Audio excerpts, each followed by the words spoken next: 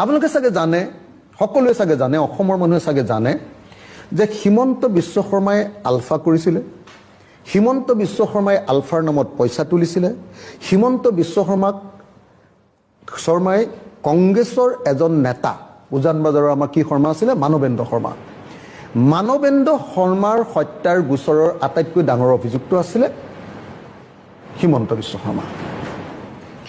হিমন্ত বিশ্ব শৰ্মাই যেতিয়া পইচা তুলিবলৈ গৈছিলে, এতিয়া আমি য'ত থাকোঁ নিজৰাপাৰ, তাৰ ইঞ্জিনিয়াৰ দাসৰ ঘৰলৈ পুলিচে তেওঁক ধৰি নি ৰাম পিতন দি কাপোৰ খুলি লক আপত ভৰাই 3 মাহ জেলত দিছিলে হিমন্ত বিশ্ব শৰ্মাই।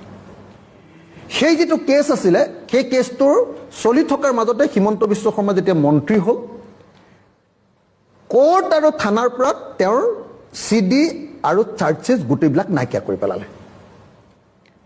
অসমৰ সমাজ জীৱনত ইমান ডাঙৰ কেলেংকাৰী পৃথিৱীত কেতিয়াও ঘটা নাই। এইটোক মাফিয়াগিৰি বুলি কয়, মানে প্ৰতিষ্ঠিত আইন কানুন সকলো নাইকিয়া কৰি দিব পৰা ব্যৱস্থা।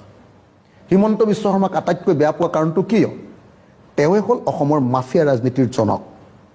গুৰুত্বপূৰ্ণ অভিযোগ উত্থাপন কৰে। অভিযোগ নহয়, এইটো পৃথিৱীৰ চব মানুহে জানে, মোৰ বাহিৰে কোনেও ক'বলৈ সাহস নকৰে অসমত।